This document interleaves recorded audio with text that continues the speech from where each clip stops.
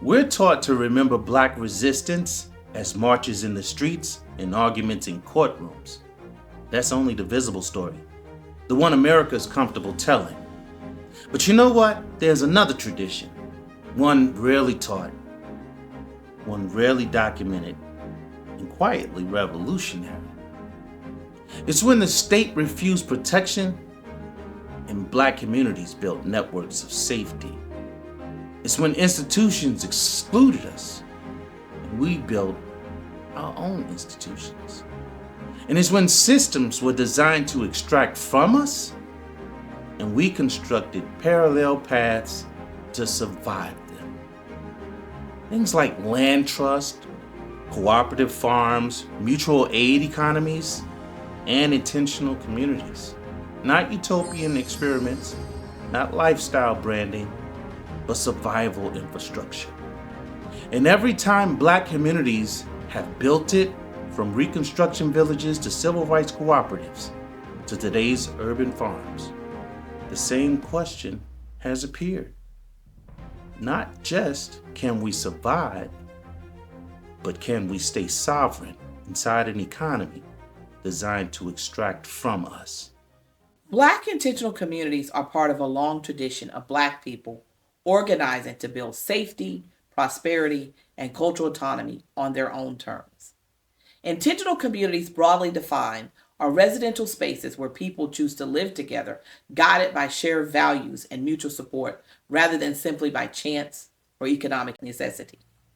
Historically, examples of Black collective efforts go back centuries, including mutual aid networks, cooperatives, and collective farming projects that sought economic self-sufficiency in the face of systemic exclusion and oppression. One such initiative was the Freedom Farm Cooperative in Mississippi, founded by Fannie Lou Hamer. Being one of 20 children, very poor family, sharecroppers in the state of Mississippi, I know what it's like to be hungry. I know what it's like to be without clothes. I know what it's like to be without food. To live in a 3-room house with no washroom facilities, just a 3-room shack. I really couldn't understand what it was that made us never have enough food.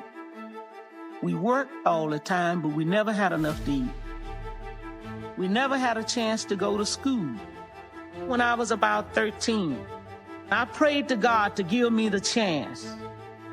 And I told him if he would just let me live to get grown, I would get out in the streets and on the turn roads. And I would devote my life for seeing that things would be different for any poor person in the state of Mississippi. In 1969, Mrs. Hamer founded the Freedom Farm Cooperative with a $10,000 donation from Measure to Measure, a charitable organization based in Wisconsin. She purchased 40 acres of prime Delta land as a direct effort to empower poor Black farmers and sharecroppers who for generations have been at the mercy of local white landowners. Mississippi is still a very rough place. People is not just walking up like they used to do in the past, walking out, shooting a man down or getting maybe 200 or 300 people carrying you out and lynching you, but it's in a more settled way. They can let you starve to death, not give you jobs. These are some of the things that's happening right now in Mississippi. She believed that true liberation required self-sufficiency, explaining that the time had come for people to get what they needed for themselves, with only limited outside help. We know if you give us food, we can eat a few days. But if you give us the tools, we'll produce for ourselves. I just don't want people to have to give me and my people a welfare check. Local and state power structures did little to ease the economic hardships faced by poor Black and white farmers, and Mrs. Hamer observed that the government viewed them as surplus. Drawing on contacts she had developed in Madison, She raised enough money to acquire land in Sunflower County and began building the cooperative. Rooted in grassroots participation, she designed the cooperative to be accessible to the poorest families. She explained that the only qualification for joining was being poor. It was one of the first programs in the country to allow local people to manage their own economic survival. Membership cost just $1 a month.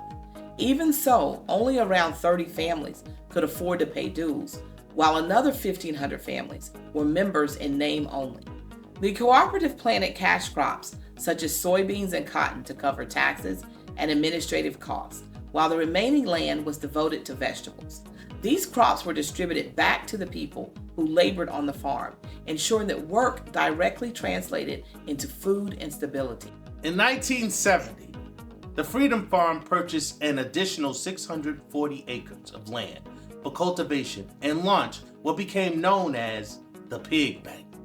With funding from the National Council of Negro Women, the cooperative bought 40 pigs, which over the next 3 years produced thousands of pigs to help feed impoverished families. Despite its impact, the Freedom Farm ultimately could not sustain itself. It never received the institutional backing necessary to remain viable over the long term. And because it was not a commercial enterprise, and the absence of ongoing federal resources made survival nearly impossible. Sadly, the Freedom Farm Cooperative shut down in 1976. The roots of intentional Black communities date even earlier to freedmen settlements just before and after the Civil War, such as Oberlin Village in North Carolina. Oberlin Village began in 1858 when Jesse Pettiford, a free Black tenant, purchased 16 acres along with what became Oberlin Road. After emancipation, formerly enslaved people and free Blacks expanded the settlement by purchasing additional land, including parcels sold by white landowner Lewis W. Peck beginning in 1866, eventually growing the community to roughly 149 acres through individual purchases and cooperative efforts such as the Raleigh Cooperative Land and Building Association. Named after Oberlin College, which was the abolitionist institution in Ohio, the village developed churches, public schools, and later Latta University in 1892, becoming a center of Black education and skilled labor. By 1880, Oberlin included about 130 Black households and nearly 1,000 residents, with strong regional economic ties to Raleigh and unusually high Black land ownership and middle-class stability. Oberlin's independence ended after its annexation by Raleigh in 1920, followed by suburban development, urban renewal, and school integration that eroded its boundaries, though preservation groups today work to protect what remains of the once thriving freedmen's community. Similar efforts emerged elsewhere, including Seneca Village in New York City, a pre-war free Black land-owning community founded in the 1820s. Weeksville, which later became Brooklyn, New York, established in 1838. Nicodemus, Kansas, established in 1877 by formerly enslaved African Americans seeking autonomy in the West. And Mound Bayou in Mississippi, established in 1887 by former slaves led by Isaiah Montgomery. These early forms of self-determined communities helped shape the idea that Black people could design spaces rooted in shared history and collective uplift. And though this uplift may not be in the form of people living together in one specific area, it has shown up in the 20th and 21st century as intentional cooperatives, community land trusts, eco-villages, and agrarian collectives that pursue sustainability, cultural preservation, and economic resilience in diverse contexts, from urban farms to rural land projects. Moving into the 20th century, we have the Federation of Southern Cooperatives Land Assistance Fund, founded in 1967. It emerged during the Civil Rights era to support Black farmers, cooperatives, and landowners across the rural South. Rather than a single site, it functioned as a network of agricultural cooperatives, credit unions, and land retention projects. It is one of those organizations that grew out of necessity. It was founded by 22 cooperatives from all around the South. The purpose of the organization, the mission, the vision have been the same since its inception. What we focus on are three things: cooperative economic development, land retention, and advocacy. Throughout the late 20th century, the Federation helped Black communities form collectively owned farms, housing cooperatives, and rural land trusts while providing legal aid, technical training, and economic infrastructure. Its work directly addressed land loss, sustainability, and collective resilience in the face of systemic discrimination. New Communities, Inc. in Georgia followed in 1969. It was one of the first modern community land trusts in the United States. New Communities, Inc. was founded by Black farmers and civil rights leaders in Southwest Georgia, including members of the Albany movement. The organization purchased over 5,700 acres to operate a large-scale cooperative farm modeled in part on Israeli kibbutzim, which was a worker-controlled agricultural production co-op. Its goal was long-term land stewardship, shared governance, and economic sustainability for Black farmers who had been systematically denied credit and resources. Although drought and discriminatory lending practices eventually forced the loss of the land, New Communities laid the groundwork for the modern community land trust movement. Founded in 2006 after the aftermath of deindustrialization and mass unemployment, the Detroit Black Community Food Security Network established D-Town Farm on 7 acres within Detroit's city limits. The project operates with cooperative principles, emphasizing collective governance, local food production, and economic self-determination. It also played a central role in creating the Detroit Food Policy Council, linking urban farming to political power, land access, and long-term community control. In 2010, the Soul Fire Farm was founded in New York. Soul Fire Farm is a Black and brown-led community farm and land-based collective dedicated to food sovereignty, ecological healing, and the reclamation of Black agrarian knowledge. Operating as a cooperative project with collective governance, it combines sustainable agriculture, land stewardship, and political education.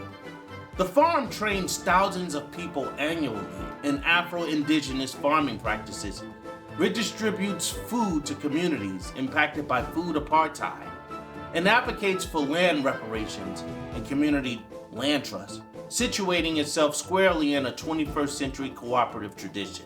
Black Urban Growers, also called BUGS, established in 2010, is a national collective and advocacy network that supports Black farmers, growers, and land stewards working primarily in urban contexts.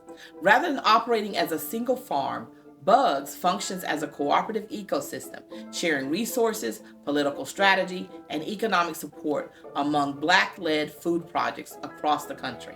Through conferences, land access and advocacy, and cooperative knowledge sharing, BUGS help sustain Black agrarian presence in cities while challenging land dispossession, gentrification, and the food apartheid. The Africatown Community Land Trust, also called ACLT, is actively building community-controlled land and housing in Seattle's Central District, one of the city's historic Black neighborhoods.